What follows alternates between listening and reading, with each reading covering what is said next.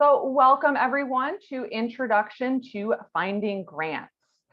Thank you so much for joining me virtually today. I am Caitlin Seifritz, the Nonprofit Services Supervisor at the Regional Foundation Center, and I will be leading today's workshop. So before we get started, I do want to go over some logistics. We are recording today's session, and I will email out that recording within 48 hours. Unfortunately, I'm not able to share the slides with you as they are provided by Candid, which I will talk more about in just a minute. However, we are sharing a resource guide. A link to that is going to be put in the chat box for you. And in that resource guide, you will find a couple of handouts, one of which is a broad overview of all the information on the slides. So you don't have to take a ton of notes. If you don't want to, all the information is in that handout. You'll also find in that resource guide links to other resources that I'm going to be talking about today. If we end up talking about any resources, either from questions that come up, then I will make sure to update that resource guide with those new links. If you're having any issues at all, I ask you please use the chat feature. My colleague and co-host Jillian will be monitoring the chat box. You are all muted because we do have a large group today. So if you have any questions or issues, please do use the chat box. And then lastly, I will be sharing a link to a program evaluation at the end of today's session. So please complete that program evaluation and share your feedback about today's workshop or any other workshops you'd like to see the Regional Foundation Center present. So for those of you who are joining us for the first time, I wanted to share a little bit more about who we are and what we do. The Regional Foundation Center has been serving Philly's nonprofit community for almost 50 years. We provide access to high quality research databases, free workshops, and one-on-one research appointments. We are part of the Business Resource and Innovation Center, or as we like to call it, the BRIC. The BRIC serves nonprofit professionals, entrepreneurs, job seekers, and inventors. So on the screen here, you can see a picture of our beautiful space. When the initial shutdown due to COVID-19 happened in 2020, we moved all of our services online, including our workshops, our one-on-one appointments, and access to our most popular database, Foundation Directory Online. We are excited to announce, though, that on August 23rd, the Parkway Central Library will be reopening, and that includes the Regional Foundation Center. So you'll be able to come on site to use our databases, our Wi-Fi, and our meeting rooms. For the time being, our workshops and research appointments are going to remain virtual, but we are excited to welcome you back to the BRIC starting on August 23rd. So many of you may have heard of Foundation Center and GuideStar in the past. Well, these two nonprofit organizations merged in February of 2019 to create a new organization called Candid. As leaders in the world of philanthropic data, the merger of these two organizations means even more data being collected on the philanthropic sector. So what does this have to do with the Regional Foundation Center? Well, we are part of Candid's Funding Information Network, a network of libraries, community foundations, and nonprofit resource centers across the globe where you can access databases, print materials, and free classes. So we get our materials for our intro classes from Candid, which is why I'm not able to share the slides with you. But again, in the resource guide that Jillian put a link to in the chat box, you will find a handout that covers all of the highlights of today's slides. All right. So we are going to get started with a couple of poll questions for all of you. So first up, I just want to get a sense of how familiar everyone here is with the grant seeking process. So I'm going to launch our first poll question. So you should see the poll on your screen now. So how familiar are you with grant seeking? So either you're brand new to grant seeking, maybe you've done a little bit of grant research in the past, or maybe you're an experienced grant seeker. I'll give you all a minute to answer that.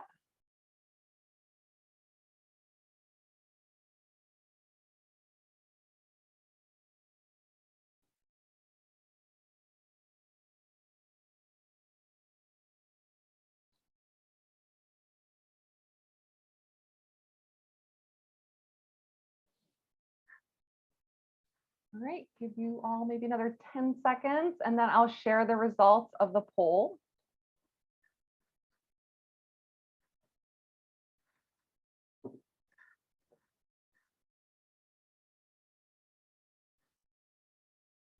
All right, so it looks like most people have answered. So I'm going to go ahead and end the poll and share those results with all of you. All right, so it looks like the majority of you, 51%, are brand new to the grant seeking process. So you're definitely in the right place. Next up, we have 43% of you who have done a little bit of research. And then we have a few people, about 6%, who are experienced grant seekers. So hopefully the more experience of those in the group will be able to share some tips or best practices in the chat box with the rest of the group. So great, thank you for participating in that first question.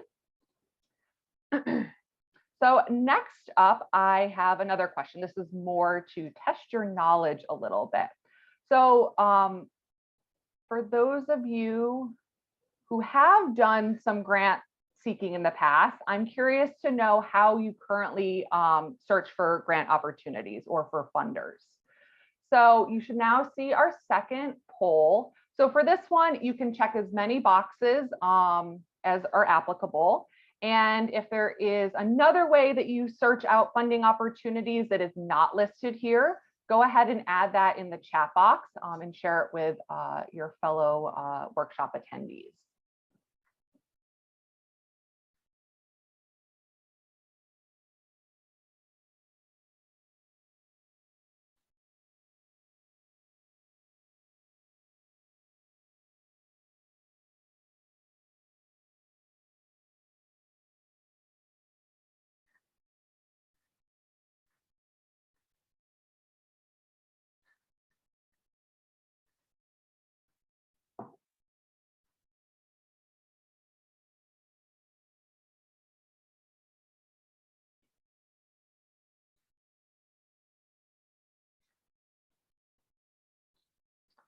All right, give you all just another few seconds to either answer the poll question or add some additional resources in the chat, and then I'll share the results with all of you. All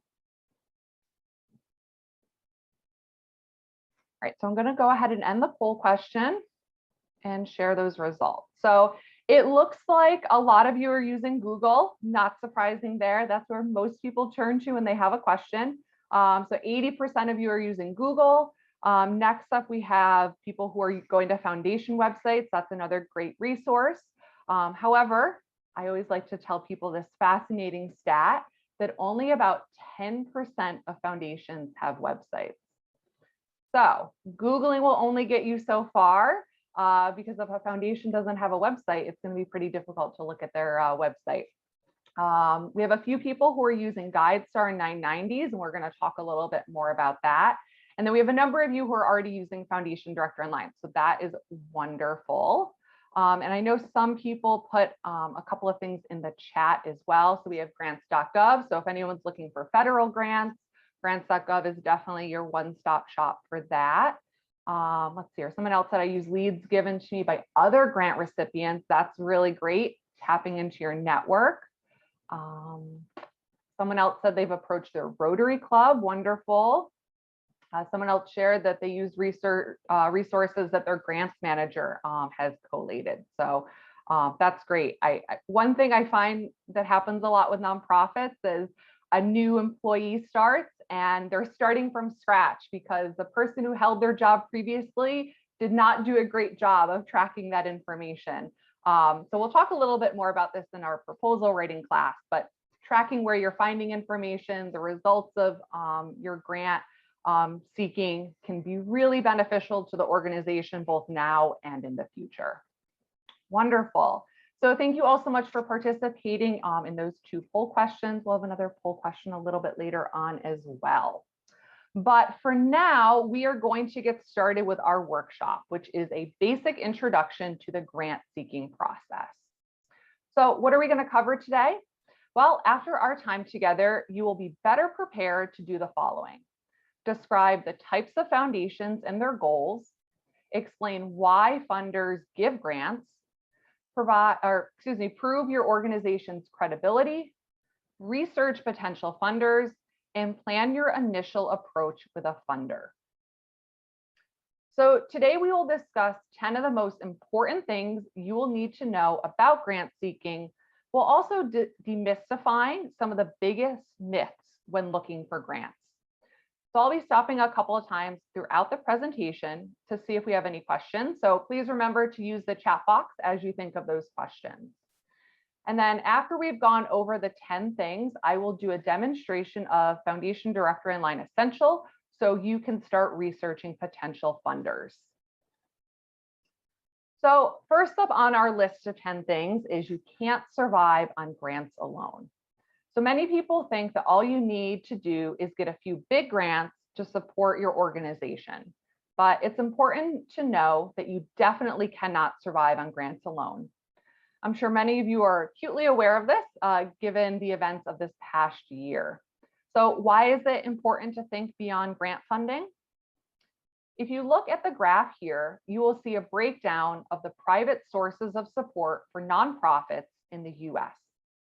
You can see that despite what many people assume, foundations and corporations together account for only a modest proportion of charitable giving. The vast majority of private giving actually comes from individuals, people like you and me who give to their favorite local nonprofits, schools, or houses of worship. Why is this?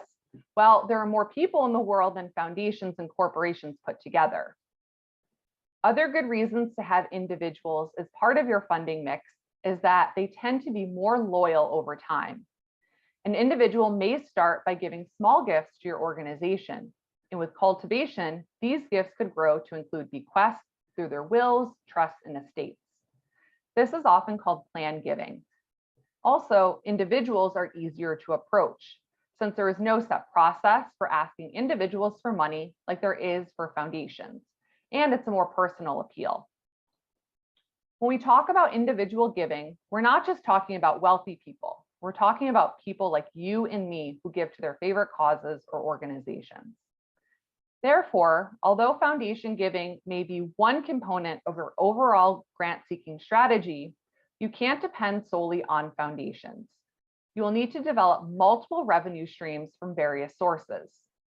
Also, it's important to note that many people think they can rely on a few large grants from a couple of foundations, but most grants come from small, local, or regionally based foundations that you might not have heard of before, and they're often in smaller amounts. We'll explore how to find potential funders later in the class. Next on our list, not all foundations are alike. Foundation insiders often say, if you know one foundation, you know one foundation. That just means all foundations are different with varying sizes, interests, and motivations. So let's explore what we mean by that. Let's start by saying the term foundation in an organization's name does not necessarily mean that it gives away money. For example, the Free Library of Philadelphia Foundation exists to raise funds to support the library. It doesn't give away money. Conversely, some private foundations with significant grant-making initiatives don't have the word foundation in their name at all, such as the Carnegie Corporation or the Duke Endowment. In addition, there are various types of grant makers. Private foundations are the type that most of you have heard of, and there are three major categories. Independent or private foundations are grant-making organizations whose funds are generally derived from an individual, a group of individuals, or a family, and often include the family name, such as some of the largest foundations in the country, like Gates, Ford, Kellogg, and MacArthur. But the vast majority of them are small foundations, many of which are referred to as family foundations because of the high degree of family involvement. Many of these small family foundations don't even have staff, which is the reason some only accept applications by invitation only. Some local examples of family foundations are the Samuel Fells Fund and the Patricia Kine Foundation. Company-sponsored foundations, also referred to as corporate foundations, are private foundations whose grant funds are derived from the contributions of a for-profit business. A company foundation may retain close ties with the donor company, but it is an independent organization with its own endowment and board of directors and is subject to the same rules and regulations as private foundations. Comcast Foundation, Bank of America Foundation, and the Wawa Foundation are a couple of examples of company-sponsored foundations. One type of private foundation, which works a little differently, is an operating foundation. An operating foundation may award some grants, but the total is generally small relative to the funds used for the foundation's own programs. A couple of local examples are the GlaxoSmithKline Patient Access Programs Foundation and the Stoneleigh Foundation. In addition to private foundations, there are several other categories of grant makers. We've already seen that some corporations set up company-sponsored foundations. Others give directly through what are known as direct corporate giving programs. These are grant-making programs established and administered within a profit-making company.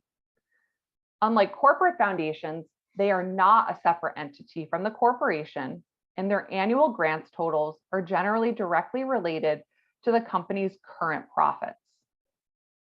The last category of grant makers are grant-making public charities. Grant-making public charities, also known as public foundations, are usually supported substantially by contributions from individuals, corporations, and foundations, just like other nonprofits. They receive funds from a variety of sources instead of a single source, like a private foundation. There are two examples of public charities. First are community foundations. Community foundations are public charities that make grants for charitable purposes in a specific community or region. Locally, we have the Philadelphia Foundation, as well as the Bread and Roses Community Fund. There is also the Foundation of Delaware County and the Montgomery County Foundation. Population or issue-oriented foundations are another example of public charities, such as the Global Fund for Women or the Michael J. Fox Foundation for Parkinson's Research. These are examples of population or issue-oriented foundations. Also, just as corporations can establish private foundations, they may set up public charities as fundraising vehicles, such as the Avon Foundation for Women. So now that we know more about the different types of foundations you will be researching and approaching, let's take a quick look at some of the factors that might motivate them to give. Private foundations primarily want to fulfill philanthropic goals and interests while supporting a variety of issues through an objective process. Remember that each foundation will have specific goals and interests, just like you do. So one of the main purposes of doing thorough research before you approach a potential funder is to help you identify how you can align your goals and interests with theirs. Corporate funders tend to have more than just a pure philanthropic interest. They often give money to nonprofits to help advance their business objectives, increase their visibility, and enhance their image by giving back to the community where their employees and consumers live and work. Grant-making public charities like community foundations are very visible in their communities. They serve and want to assist a wide variety of issues and population groups within those communities. Next up on our list of 10 things to know is that foundations must give money away. So private foundations are regulated by the IRS. They are required to give away a minimum of 5% of their prior year's assets, which can be averaged out over a few years.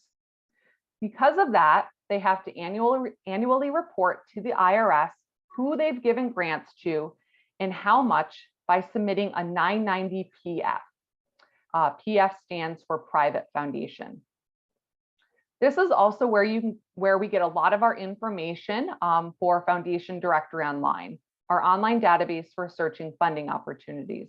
So I'll demonstrate not only FDO later on in the class, but where you can look at these 990 PFs.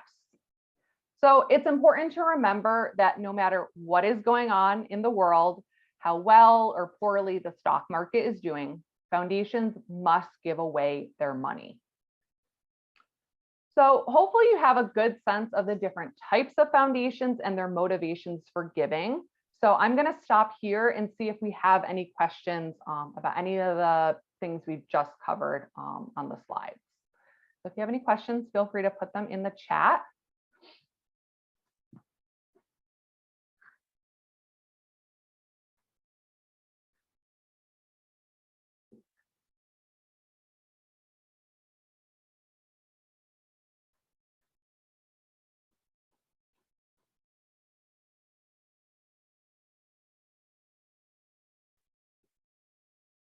All right, so somebody asked, what is the sustainable ratio of grants versus individual contributions to shoot for?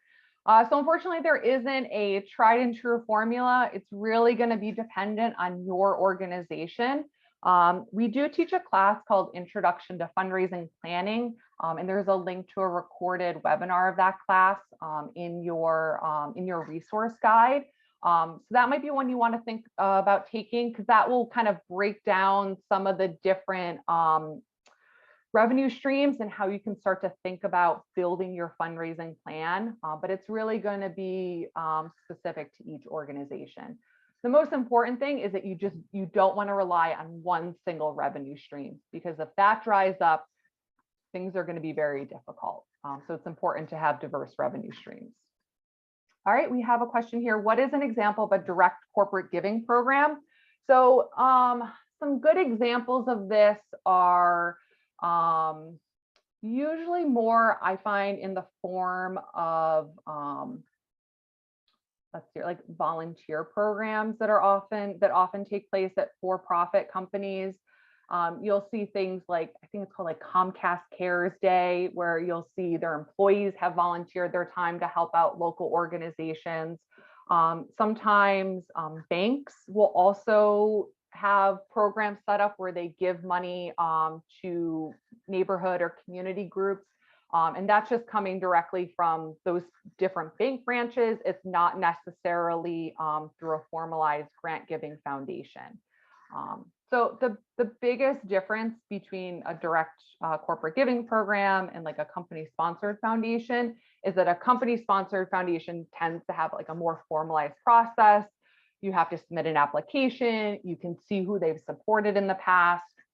It's a little bit trickier to find out how for-profit businesses have done direct corporate giving programs, since they're not reporting that information to the IRS. And we do have an introduction to corporate giving class that we teach. I think we'll probably be doing that in November. We do that and we pair it with introduction to corporate giving. So that might be another one for you to check out. All right, so great questions. We're going to move on, but if anyone has any questions, keep putting them in the chat box. All right, so number 4 on our list, grant writing is never about the need of your organization. So as I'm sure many of you are aware, any of you have written grants before, grant seeking is a very competitive process. When approaching funders for support, you have to prove to them that you are a credible nonprofit organization with a capacity to carry out a well-planned idea, purpose, or project. You must also show that it isn't just about the need of your organization, but the people you are serving and the impact it will make. How is what you're asking for going to change lives?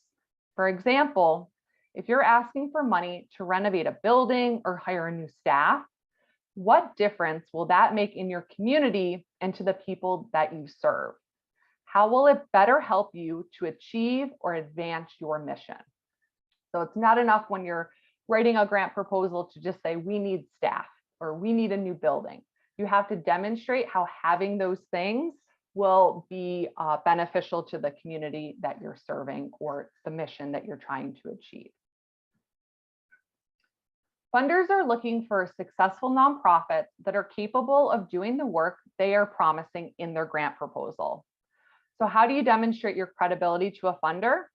You want to ask yourself the following questions.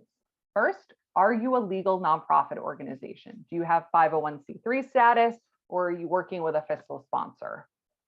Next, do you have a compelling mission that is compatible with the funder's focus area?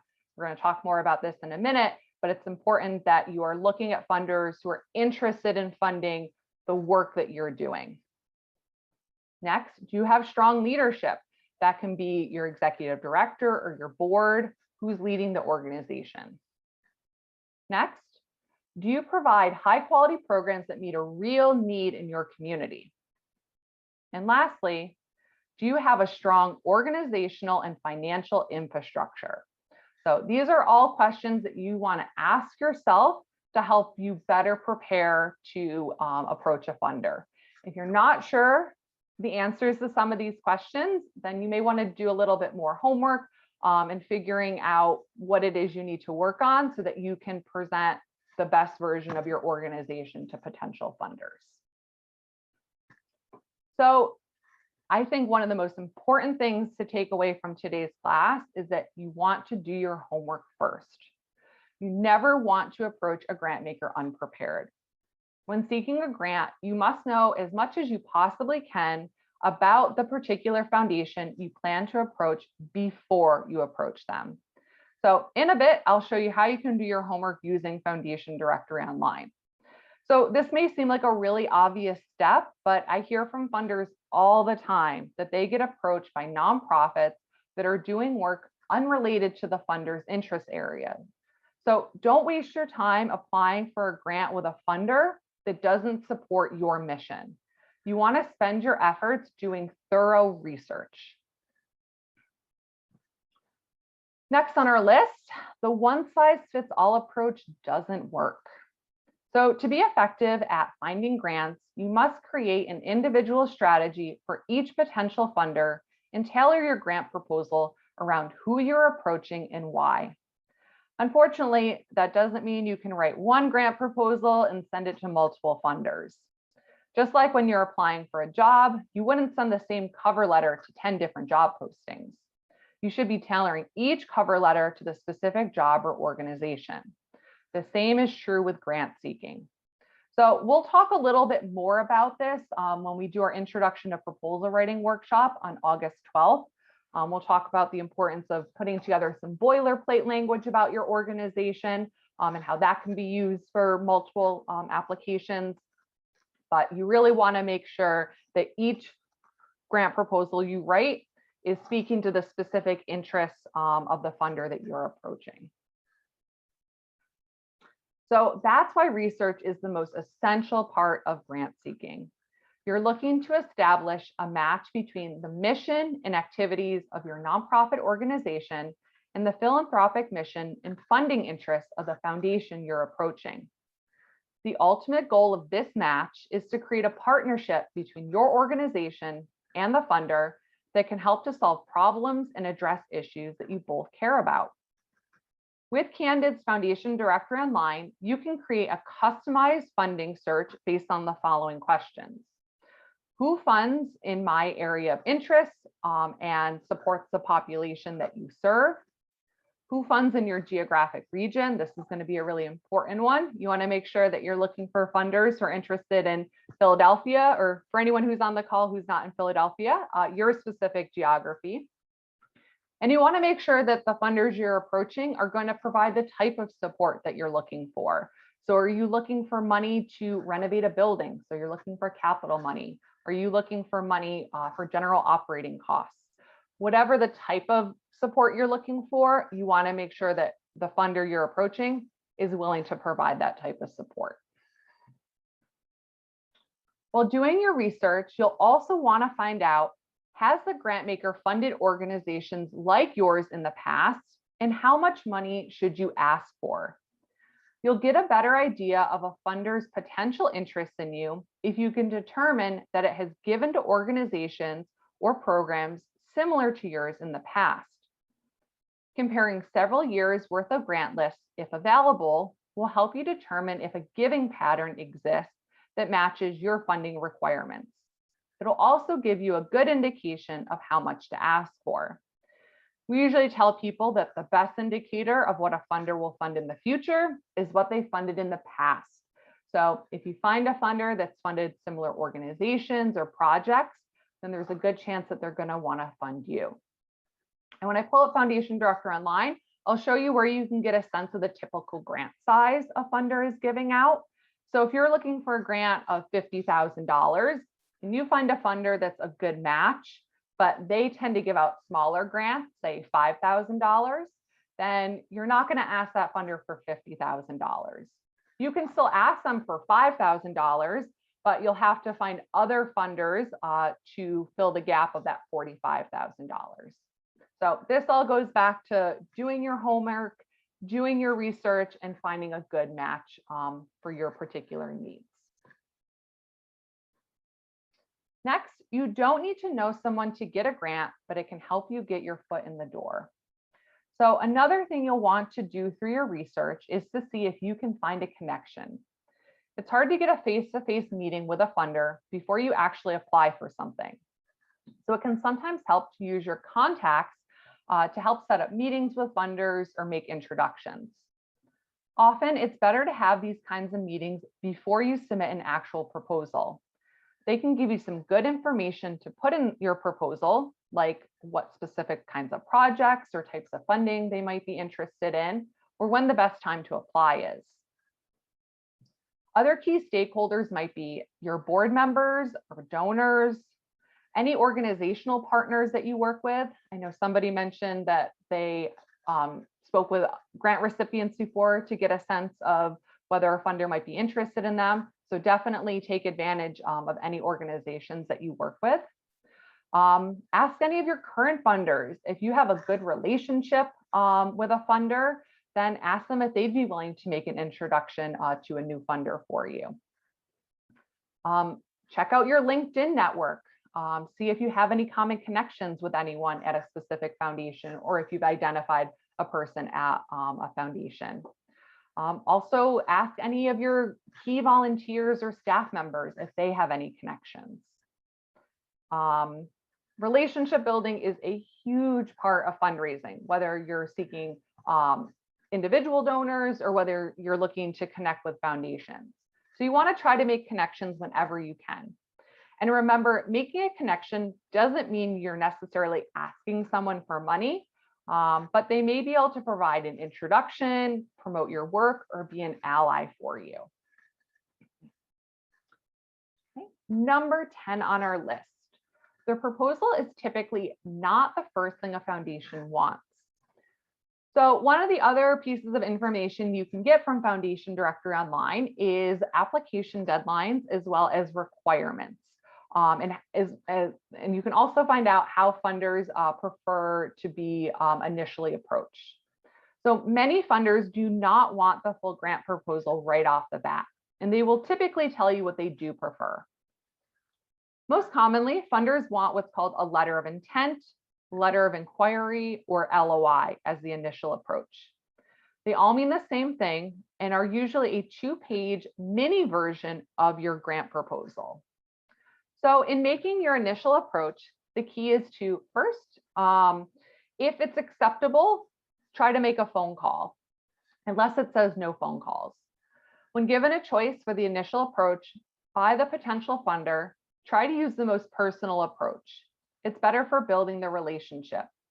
By all means, definitely try not to initiate the relationship by email, as that can be very impersonal, especially when you're trying to introduce yourself to a funder for the first time. When making a phone call or having a face-to-face meeting with a funder, you want to have the full proposal already written with the executive summary and some brief talking points. If they're interested, they'll probably have some questions about your project, and you want to be well prepared to answer them. It may be helpful to write a brief script out so you make sure you hit all of your talking points. The important thing when reaching out to a funder through a phone call or meeting is not to ask questions that can be easily found other places like their website or their Foundation Directory Online profile. So if their website clearly states when their deadlines are, things like that, that's probably not what you want to spend your time talking to the potential funder about. You really want to get a better sense if it's going to be a good fit, a good match for your organization to apply for a grant with that funder. Know who you're talking to and why. So you never want to pick up the phone, have a meeting, with someone or send a proposal or LOI without doing your homework first. Know who you're approaching and why. So when doing your research, if you can find maybe who the funder has funded in the past or specific projects that they funded, you'll be able to speak to those projects and demonstrate how your organization or your project fits in with this funder's mission and giving priorities. So that's why it's super important to be well prepared. Next, keep the conversation brief and to the point. You always want to respect the funder's time and be well prepared. Try to utilize your contacts if you have them. So again, thinking about any connections you might have for your board, staff, other funders who can make that introduction to you will be really helpful. It's really helpful to have the full grant proposal, as I mentioned, already written before you pick up the phone. This initial approach of having this phone call is the goal of this is to gauge a funder's interest in what you'll be asking for and to see if they would like you to submit a full proposal. So with this in mind, you want to have the bulk of your proposal already written so that when you get the green light, you can easily tailor it to meet the funder's specific requirements and send it out as soon as possible. So again, we'll get into more about writing the proposal in our introduction to proposal writing class on Thursday. So you can now see the importance of being well prepared. You never want to approach a funder for anything without doing your homework first. Needing a grant is only one part of the equation. You must also prove that you have a proven track record, capacity, and credibility to carry out the work. Once you've found a compelling match between what you're asking for and the funder's interests and motivations, you want to make a convincing argument based on what's in it for them and your constituents, not just what's in it for you. So I saw a few chats come in. I'm going to take a look and see if we have any questions.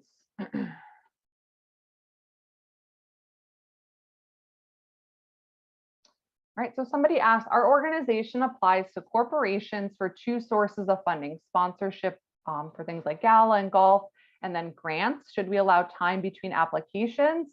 That's really going to depend on the specific funder that you're working with. If they may not really talk to each other, if it's the corporate entity and the foundation. I do know, particularly with company-sponsored foundations, they usually ask organizations to only submit one request a year. So if you're planning to approach both the for-profit arm and the nonprofit arm of a corporation, you may want to let them know what your intentions are and give them a heads up, and then they should be able to guide you and let you know what's acceptable. All right, so somebody shared, I provide a list of all pending or upcoming grants to our board, and they have definitely done some lobbying on our behalf with foundations. It's very helpful. That's really great. Thank you so much for sharing. And fundraising, grant writing, this really is a team sport. So the more people that you can get involved, maybe not necessarily with the actual writing, but being able to speak to the work that you're doing, to put feelers out to their connections, the more successful you're going to be at this process. So that's great to hear. Thank you for sharing. And let's see here. Where does city or state funding fall in the funder fundraising breakdown? So that's a good question. We don't really get into that so much. This specific class and our proposal writing class are really geared towards foundation funding or private funding. So that chart I showed earlier on in the class, that breakdown of private giving, that isn't taking into account any kind of government giving. That's really kind of its own separate thing. And for this class, we're really just focusing in on private giving. But I can take a look and see if I can find some data or statistics. The Giving USA report, which is where that chart I showed earlier came from, they might have a breakdown of how government funding fits into all this. So I'll take a look at that information, add it to the resource guide. So good question. can you repeat the 3 approach methods you mentioned in the beginning that all mean, yep. So letter of intent, letter of inquiry, and LOI. So those all mean the same thing. It usually, as I said, it's a 2-page kind of mini version of your grant proposal. So it gives a general overview of your organization, the program or project you're looking to get funding for, and it's also going to state how much money you're looking for. So this is kind of a brief introduction to what a funder needs to know. And then if it's something they're interested in, they will ask you to submit a full grant proposal. So each funder is a little bit different. I can't say across the board what funders prefer, but LOIs are definitely something that you're going to hear about a lot. I'll do a plug for this a little bit later on as well, but we have a proposal writing workshop coming up in September. And during that workshop, you'll actually have the chance to prepare an LOI and have it peer reviewed. So really great opportunity. I'll talk a little bit more about that. So someone asked, do all grant requests, do all grants require post-program reports? If so, are evaluations always required? Do all funders require post-program reports? Again, it really depends on the funder. I would say the majority of them do. I do think this past year and a half, with everything going on with COVID, I think a lot of funders have relaxed some of those post-program requirements, given everything everyone was going through. And a lot of times the funders will leave it up to you how you determine whether your program is successful. Sometimes that will be using evaluations, sometimes not. So it really depends on the funder.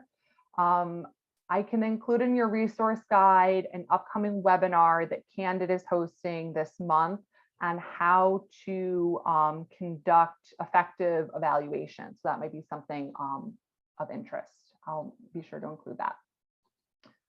So Jillian included a link to a resource on LOI. So thanks so much for sharing that, Jillian.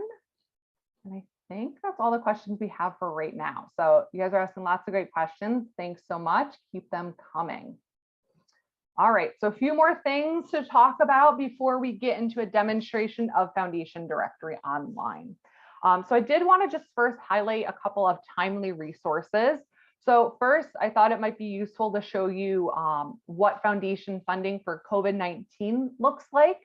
So on the screen here is a funding summary of to date what funding looks like for COVID-19. So this information comes from Candid. They've been tracking this information since March 2020. So you can see how many funders are supporting this, how many nonprofits have received grants for COVID-19, things like that. So this is updated daily, so you can always check back. I included a link to this resource, candid.org/coronavirus, in your resource guide. So in addition to this funding summary, it also has a lot of other great resources for nonprofits, including who's supporting this work and other resources. So definitely check that out. And then I also wanted to highlight resources for racial equity. So now more than ever, nonprofits are doing some serious reflection and asking some tough questions about their roles in racial equity. So Candid has also put together one of these websites, resource dashboards for racial equity. So again, you can see on the page here, a funding summary of what that looks like. When I was updating these slides, this information I pulled just today. The last time I taught this class was in May, and the number of total funders in May was like 6,100. And now just in the span of a couple of months, the number of funders has jumped up to over 6,800. That being said, someone asked during registration how social unrest has changed the grant world. And I thought it was a really interesting question. And unfortunately, though, the answer is not much, at least not based on current data. So based on currently reported grant data collected by Candid, a report called Moving from Intention to Impact, Funding Racial Equity to Win, found that of the $11.9 billion in philanthropic capital publicly pledged to support racial equity in 2020, only $1.5 billion can be tracked to recipients to date. So that's a pretty big discrepancy there. So there's a lot of reasons why those numbers might not be closer, but I do think there is still a lot of work to be done on the funder side of this. So your resource guide has links to that full report if you're interested in reading more about that, as well as other resources related to racial equity that explore funding, data, as well as some really great online learning opportunities. Okay, so I paused for questions a little earlier because I saw a bunch coming in. So I'm going to take a look and see if anything else came in. So can a nonprofit organization that is in the startup phase receive private funding? So this is a question we get asked a lot.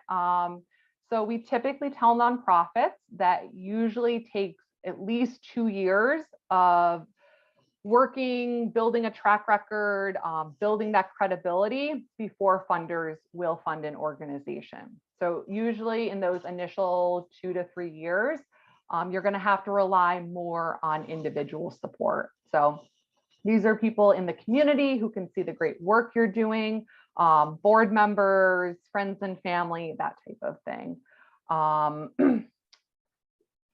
When we get into Foundation Director Online, there is one area where you can include what type of support strategy that you're looking for. And one of those options is seed money. So that's for new programs, projects, or organizations. So that might be something that you want to include in your search. But yeah, typically it's a little bit more difficult for new organizations. One thing you might want to, well, two things you might want to think about doing to kind of get around that. One is to work with a fiscal sponsor. And a fiscal sponsor allows you to use their 501c3 status to apply for grants. So that's going to open up a lot more opportunities for you. And then depending on the fiscal sponsor that you work with, they often provide other services. They provide things like help with accounting or legal services. They might provide space. They might provide marketing assistance. So it is a legal relationship that you enter into with a fiscal sponsor. They do take a percentage of the money that you bring in. That ranges depending on what fiscal sponsor you work with, anywhere from 5% to 20%. So here in the Philadelphia area, if you're an arts organization or an artist, CultureWorks has a fiscal sponsorship program. And then the Urban Affairs Coalition also serves as the fiscal sponsor for organizations as well. They're really great, and they have worked with a number of organizations in this type of capacity. Another thing you can do to kind of get around this is to partner with a more established nonprofit organization. If they've existed for a while, they have that name recognition, they could apply for a grant in partnership with you. That will help you build your track record, but you won't be going into this alone. So those are two good ways to start to build your credibility and track record in those early years of operating. So someone asked, so where are people getting funding to start up? So again, it's usually a lot of individual donations. A lot of people are turning to things, you know, the crowdfunding campaigns. You'll see that a lot. Sometimes they're self-funding this, but it really is going to come down to kind of tapping into some organizations. You can also reach out to your local elected officials. Sometimes they have some opportunities as well, but again, they're going to operate similarly to private foundations in that they want to make sure that you're going to be able to carry out the work that you say that you can do.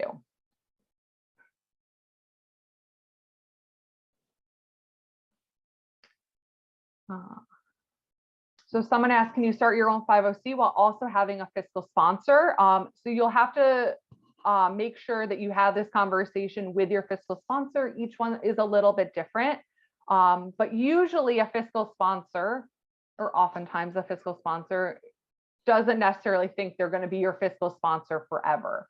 So really, it's a great way to maybe test out your idea, make sure this is something you want to do, and then you can work towards getting your own 501c3 status. It's also going to save you a lot of time and money and paperwork at the beginning if you work with a fiscal sponsor instead of going your own route. So good question. And Jillian shared a great article about fiscal sponsorship. I can also include in our in your resource guide, we did a little series back in April where we did a class on is starting a nonprofit right for you, and then a part 2 class called Fiscal Sponsorship 101, which was led by Tavani DeVore from the Urban Affairs Coalition. So I would definitely recommend checking out those 2 webinars if you're kind of in this beginning phase and trying to figure out what direction you want to go. So I will update the resource guide with that information.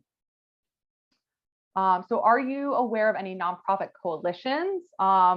So I would say kind of the best nonprofit coalition, at least in Pennsylvania, is PANO, the Pennsylvania Association of Nonprofit Organizations. They are really wonderful. They do a ton of advocacy for nonprofits. They offer lots of workshops, support services, consulting. So I definitely recommend checking them out. It is a membership-based organization, so you do have to pay for a membership, but the membership fee is tied to your operating budget. And I think most organizations, their membership fee more than pays for itself within the first month of utilizing their services. So I would definitely take advantage of that.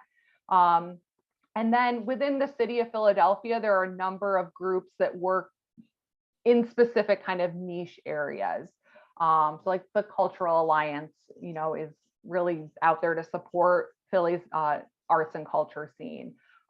There's the Youth Sports Collaborative that works with organizations that are specifically working with youth in sports. So there are a lot of different coalitions out there, especially for some niche areas. And I'm sure some others can share some in the chat as well. Can a private organization partner with a nonprofit to apply for a grant to fund its service? So can you speak a little bit more, put in the chat what you mean by a private organization? And then I might be able to better answer your question.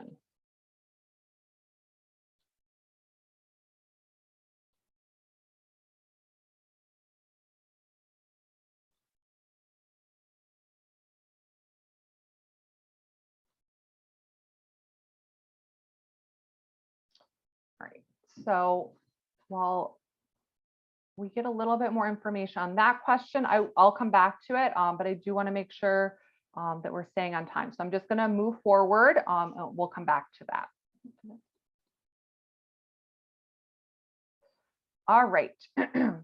So before we get into Foundation Director Online, I do want to mention one way that you can demonstrate your organization's credibility by claiming and updating your nonprofit's profile on GuideStar.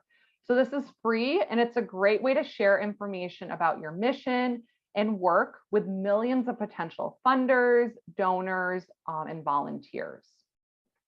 So does your organization have a GuideStar profile? That's what most people ask when they first hear about this. So if you have filed a 990, so that's the tax document that all nonprofits are required to file with the IRS each year, then odds are that your nonprofit has a GuideStar profile. You can then claim that profile and use the profile as a fundraising tool. What many people don't realize, though, is that you can add additional information to your GuideStar profile to help build your case for support. So if you have 501c3 status, you file a 990, you're automatically included in GuideStar, but there's only very basic information about your organization included.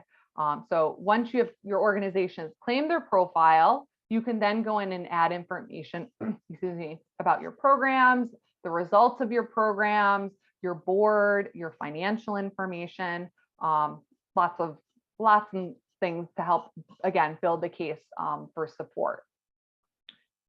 So nonprofit profiles on GuideStar really go well beyond just your IRS data and provide opportunities for you to create a fuller, publicly available picture of your nonprofit more so than your 990 provides. I also like to tell nonprofits that if there is any place on the internet where information about your organization lives, then you should take advantage of that and put your best foot forward and showcase the great work that your organization does. So as you complete your GuideStar profile, you can earn seals of transparency, which indicate that you have key information on your nonprofit profile. When you earn a seal of transparency, you provide context for the IRS information already in your organization's GuideStar nonprofit profile. This gives potential donors and funders better insight into your work, and you'll stand out from other nonprofits in the database, all by claiming your organization's profile and completing the required fields. So the amount of information you provide determines which of the 4 seals you earn. So there are 4 levels or 4 seals, which you can see on the screen here. The Platinum Seal of Transparency is the highest level seal that you can earn. And in order to earn a Platinum Seal, you must show how you measure your progress and results. The information you must share to earn a Platinum Seal helps you show the difference your work is making.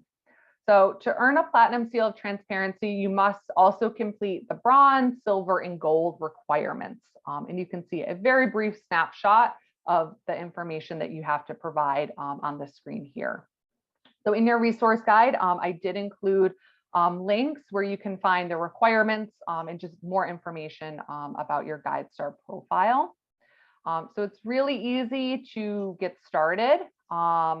All you have to do is claim your profile by requesting access to your organization's profile.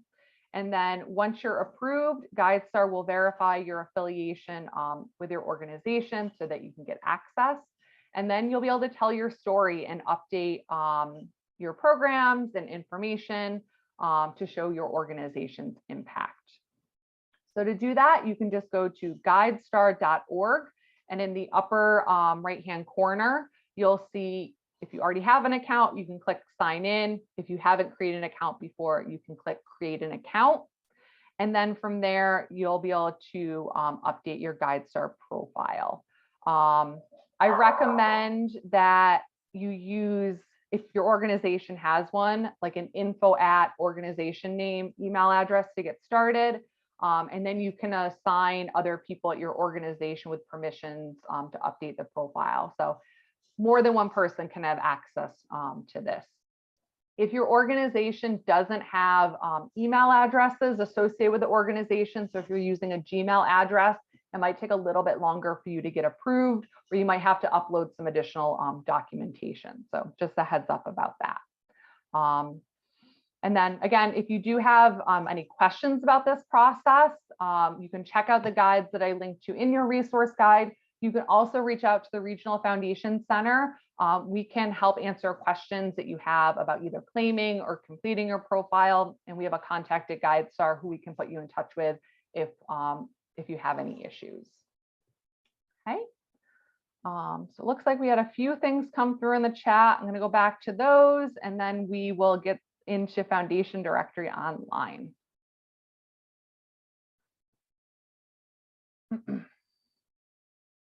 All right, so here. Can a for-profit organization who is seeking a grant partner with a nonprofit to build that profile you shared earlier? So that is going to be a little bit trickier. I mean, it's the nonprofit organization has to be the one who's applying for the grant.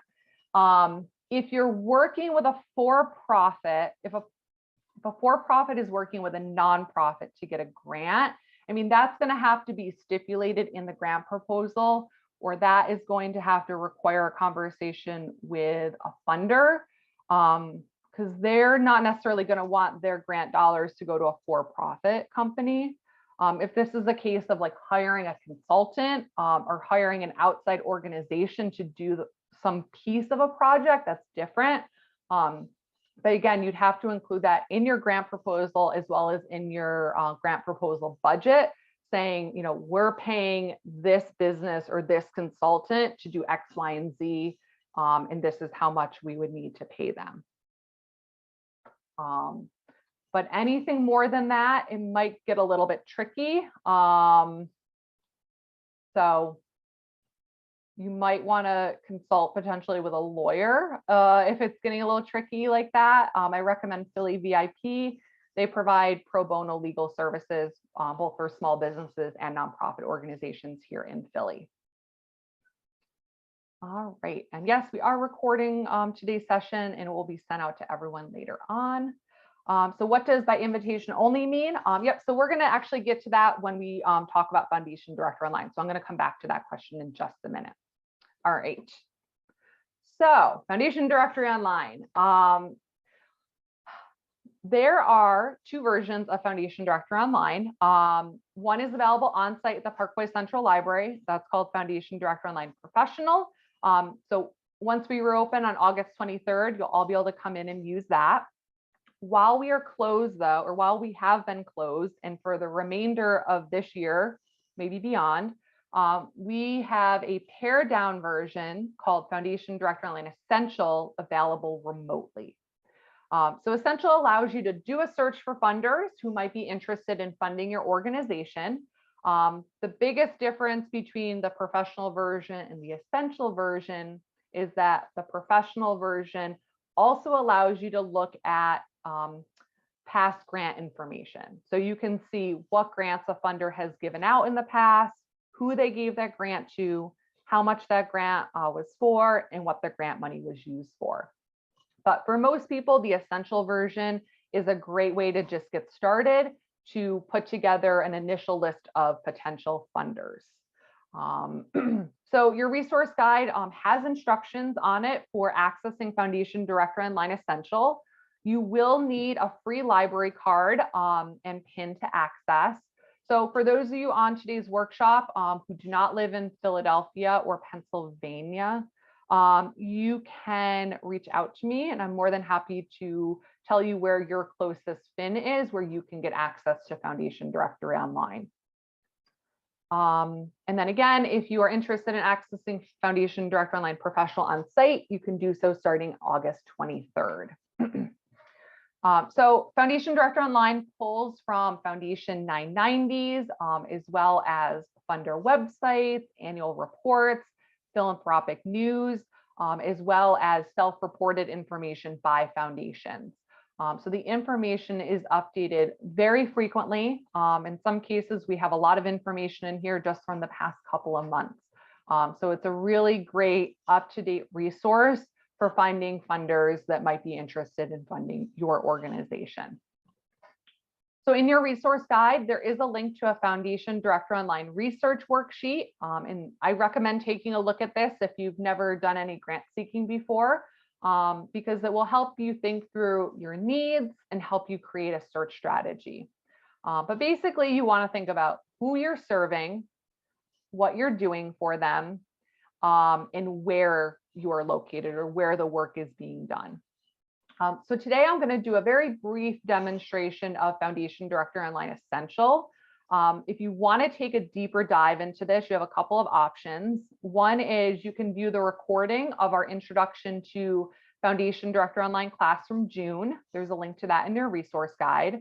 You can request an appointment with a librarian and we can go over FDO geared towards your specific needs. Or you can keep your eye out for future workshops. I think we're planning on doing an intro to FDO class in October. So I'm going to go through the process of accessing Foundation Directory Online very briefly. There is a link in your resource guide to a video that covers all of this. So if you don't get all this today, that's totally fine. You have some additional resources that you can check out.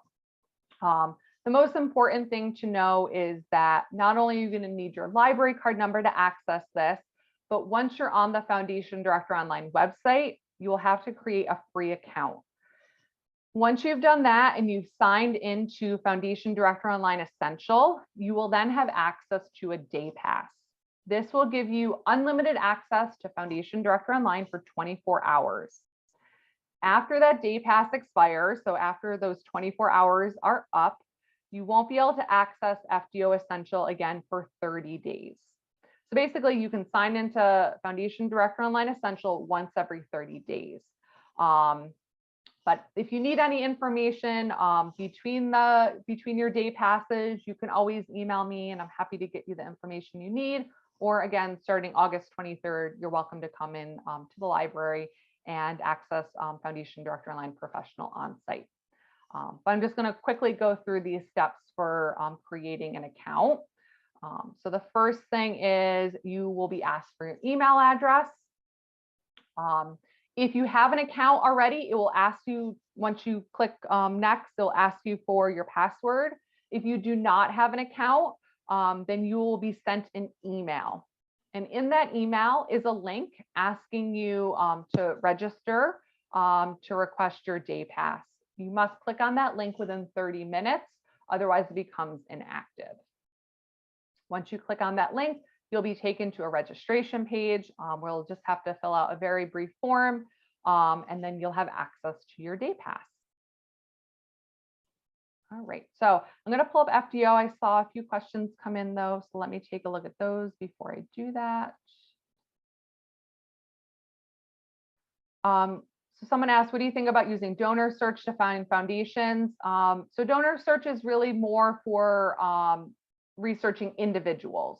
So there isn't information really on foundation giving unless the individual that you're searching has their own private foundation or maybe serves on the board of a foundation. I assume Candid is a pay-for-service. If so, do they offer discounted pricing for smaller organizations? So Jillian shared a chat in the, shared a link in the chat about their pricing. So it all kind of depends on what level you're subscribing to, whether you're trying to get the essential or the professional. You can also get a discounted rate if you pay for like a year or two up front. So it depends. But again, you can always come to the library to get access to it for free. All right. So I am now going to pull up Foundation Director Online, and we're going to do a very quick search here of Foundation Directory Online. So again, I'm not going to go into every kind of nook and cranny of this database. We have a separate class for that. But hopefully after today, you'll have a general sense of how to use this. You can also request an appointment, or you can watch the recording of our intro to FDO class from the other month. So here on the Foundation Director Online Essential homepage, this is where you're going to get started. So I recommend using the advanced search and filters right here above the search box. And from here, we can start to build our search. So the first thing we want to include in our search is subject area. So this is what needs funding. So think of your organization or the project that you're looking to get funding for in as many different terms as possible. That will give you more opportunities to search for funders interested in those different terms. So when I click in this subject area search box, I get a drop-down list of all of the different subject areas. So you can see we have some very broad general categories, but each of these subjects breaks down into additional search terms. So you can keep drilling down until you find the search term that you're looking for. So if you go with a very broad search term like arts and culture, you're going to get a lot of search results. If you go with a more specific search terms, you're going to get fewer results. So keep that in mind when you're building your search. So for my sample search today, I'm going to pretend that I am an organization that provides arts education for youth in Philadelphia. So arts education falls under arts and culture and then arts services. So I'm going to add a checkbox to arts education, and that is now the subject area that will be included in our search. Next, we have geographic focus. So I mentioned before, it's important to find funders who are interested in funding where you're located or where the work you're doing is going to take place. So the geographic focus box is where you put where the funding will be used. So you can do a city like Philadelphia, a county like Montgomery County, or you can do a region. So if you serve Philadelphia and the surrounding counties, then you may want to do Delaware Valley region to encompass Philadelphia and the surrounding counties. I don't recommend, you can do a state, but I don't recommend doing the state of Pennsylvania because you'll end up getting a lot of funders on your list that only fund Pittsburgh. You also can't go more specific than a city. So you can't do a zip code or a specific neighborhood. So if I start typing in Philadelphia, we have Philadelphia County and City. So those are the same thing. So you can choose either. I also want to mention the difference between geographic focus and location, since people often confuse those. Location is just where a grant maker is physically based. It's what their mailing address is.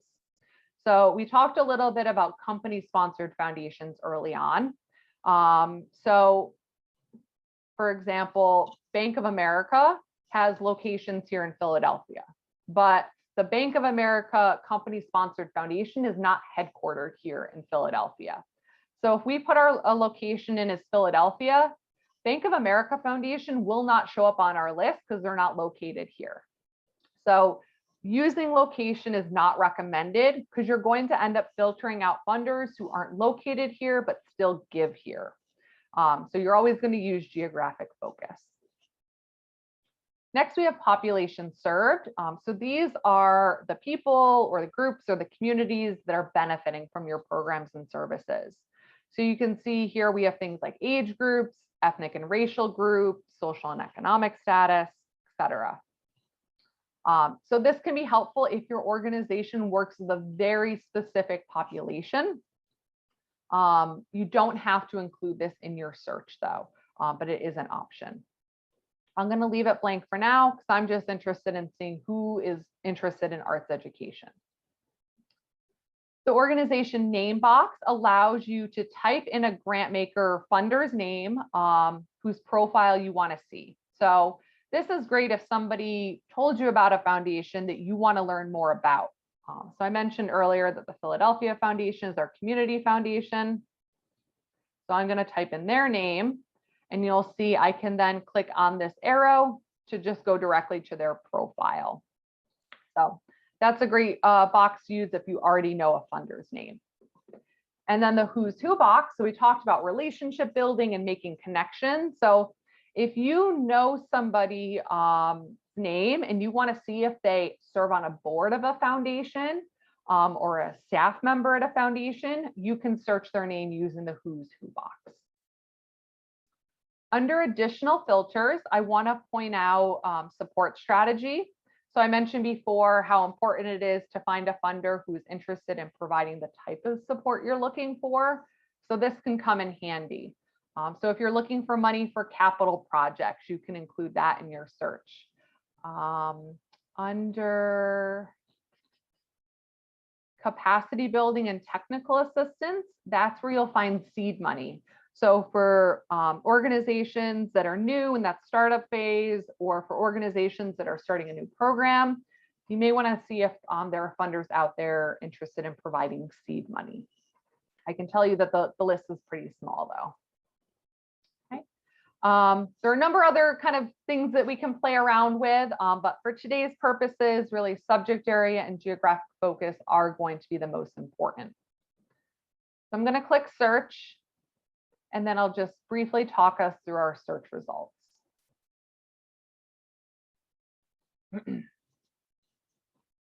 All right, so we have 612 grant makers who are interested in funding arts education in Philadelphia.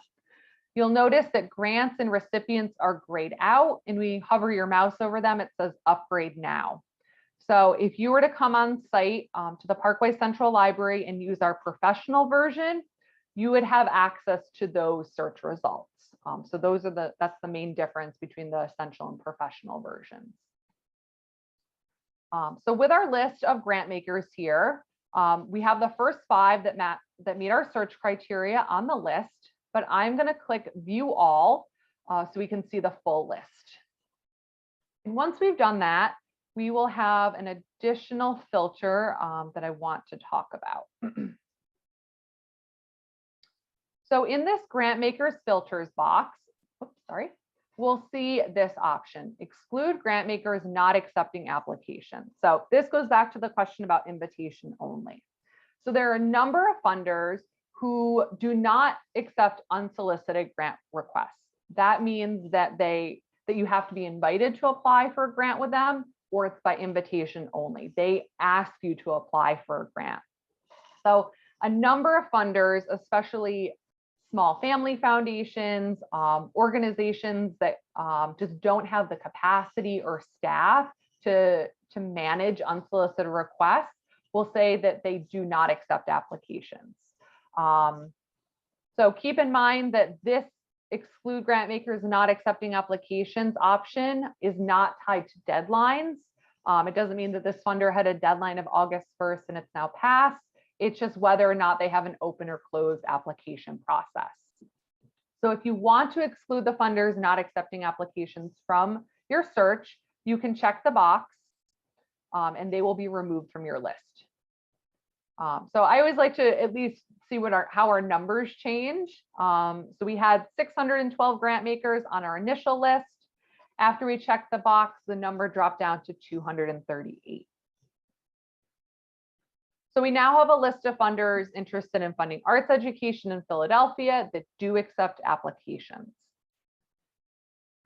So the list is sorted by grant count. So the funder that's given the most grants for our specific search is at the top of our list. So the data in here goes back to 2013.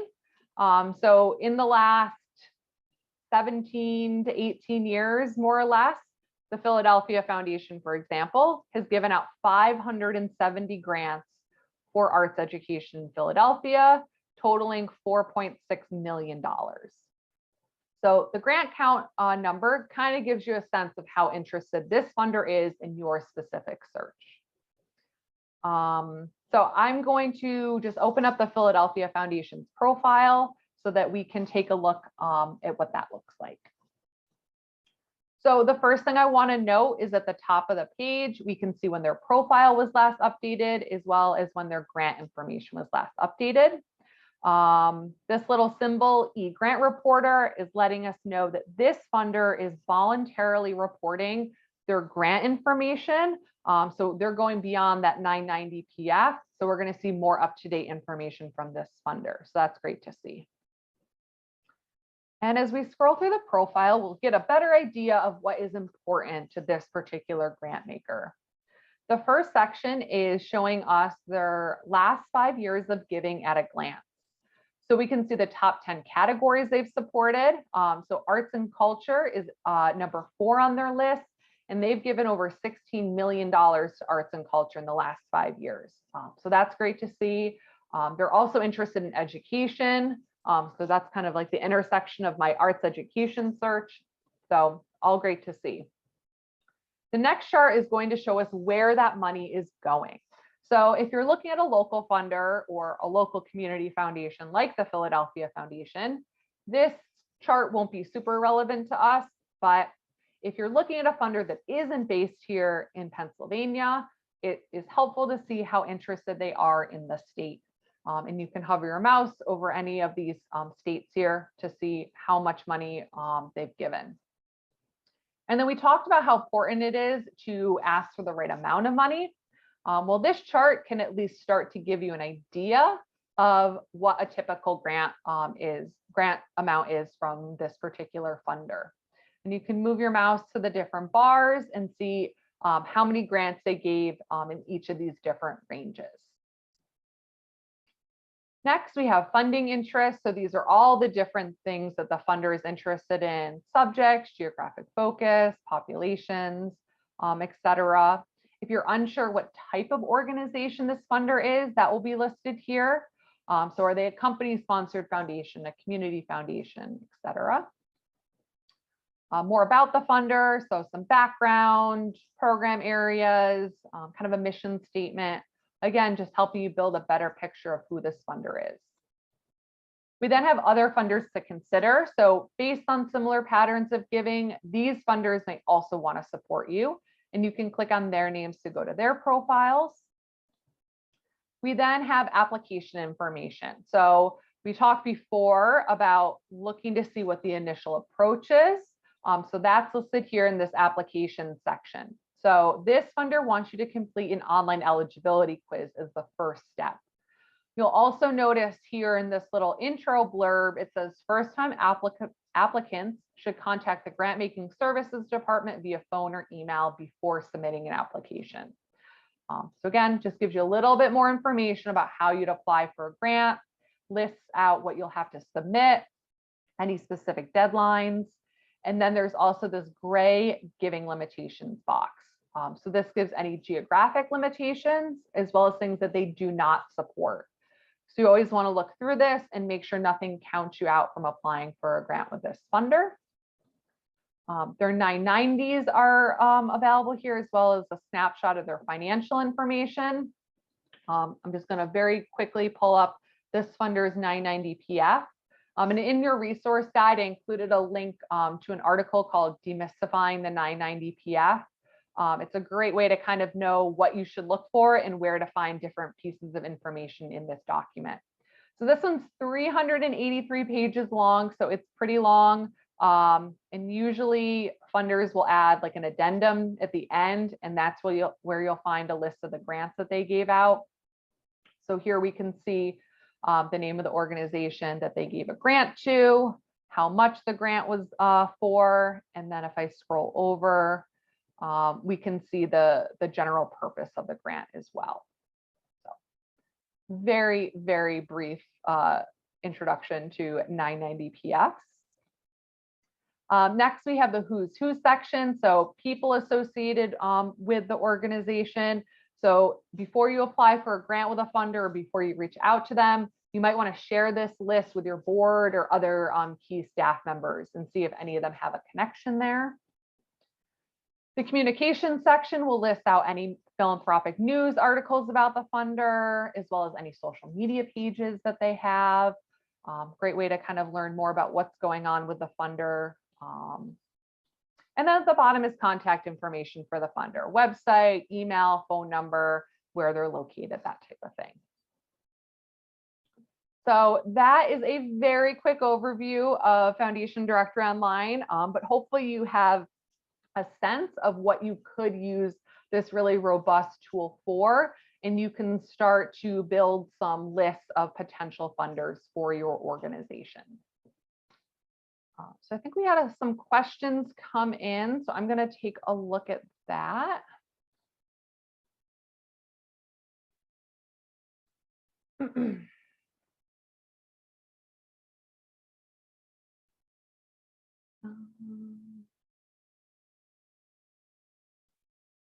So it looks like Jillian answered some of these questions already, but yeah, so Foundation Directory Online is only available at the Parkway Central Library if you're using the professional version. The essential version, which I just demoed for all of you, is available to you from anywhere as long as you have a free library card.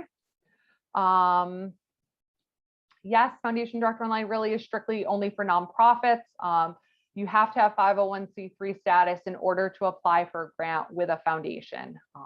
So yes.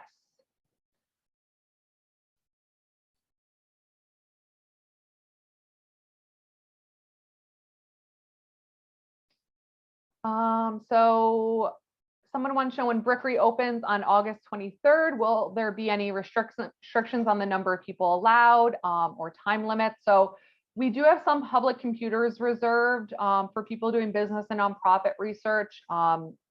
Those computers you can have 2 hours on, but we really recommend that you bring your own laptop or device if you're able to. There are no time limits in that sense.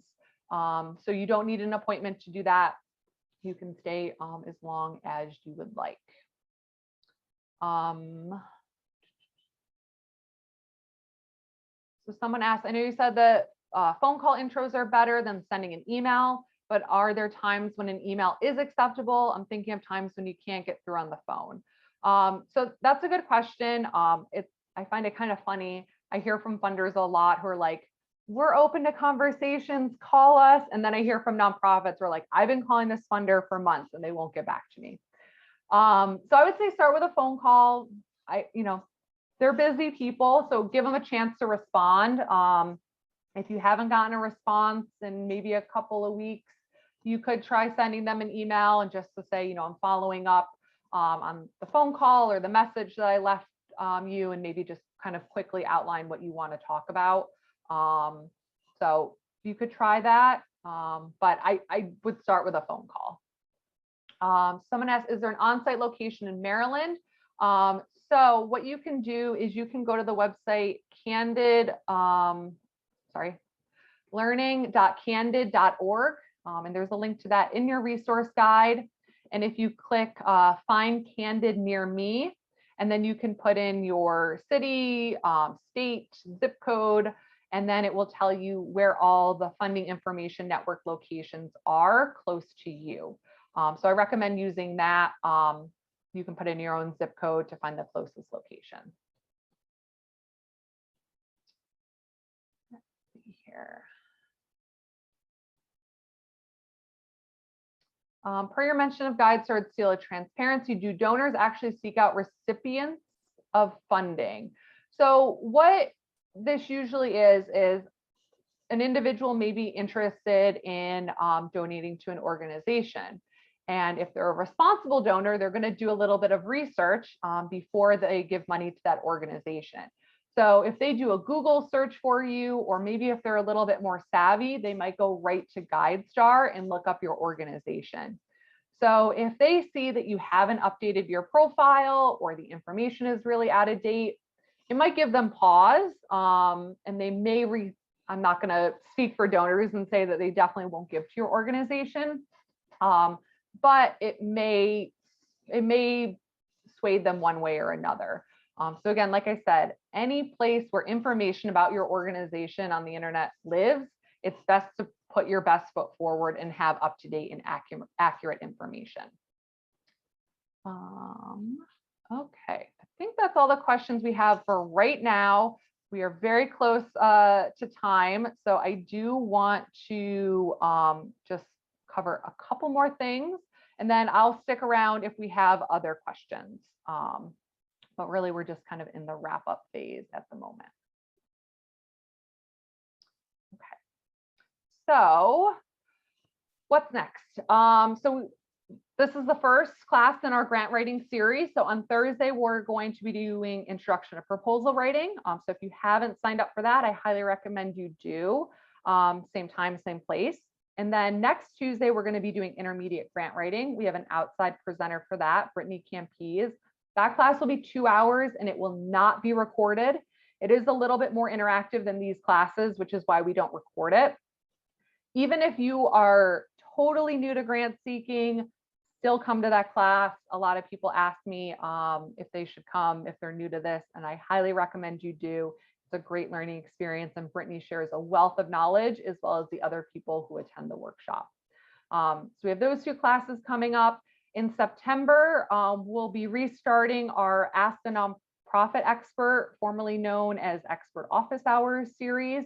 In September, the topic is board development. So if you have questions about how to build a better board, this is a great chance to meet one-on-one with a consultant for free to ask your questions. We're also going to be doing a workshop in September on implementing an annual appeal at your nonprofit organization. That is led by Dana Sanders. If anyone's taken a class with him before, he's really wonderful, has a lot of great information to share. You can schedule an appointment with an RFC librarian to learn more about Foundation Directory Online. There are links in the resource guide to videos and tutorials where you can learn more about using this great tool. And then I do want to mention a couple of partner events. One is Catalyst Nonprofit University, which is hosted by the Catalyst Center. So that's next Monday and Tuesday. So really great learning experience. And the second day of that includes a Meet the Funders panel. And speaking of Meet the Funders panel, the nonprofit organization RSVP will be hosting a Meet the Funders panel in September. So again, just a great way to learn more about funders, what they're interested in learning about or hearing about from nonprofits, and it'll be a good chance for you to ask questions to funders. And then I mentioned earlier that we are going to be hosting a proposal writing workshop in September. So we are partnering with Candid to co-present this workshop. It's a 2-day workshop, 3 hours each day. So it's a lot more intensive, a lot more interactive than these sessions. So we'll go over some of the basics of proposal writing, but we're also going to talk about the putting together a budget for your proposal. And as I mentioned before, you can bring an LOI that you've worked on or are in the process of working on and have that peer reviewed. So this class does have a fee. So the early bird price for that is $125. And then if you register on or after September 13th, that price does go up to $150. So links to our events calendar, the Meet the Funders panel, Catalyst Nonprofit U, and the proposal writing workshop are in your resource guide. All right, so we're out of time, so I'm not going to do our last poll question. I do want to be mindful of those of you who stuck on a couple of minutes late. Thank you so much. Jillian's going to put a link to the program evaluation in the chat. We'd love to hear your feedback. I will include that in the follow-up email as well. But I know we have a few more chat questions. So I'm going to stop the recording and get to those questions. So feel free to continue to put them in the chat. And thank you everyone who needs to head off for today. And hopefully we'll see you here on Thursday for Introduction to Proposal Writing.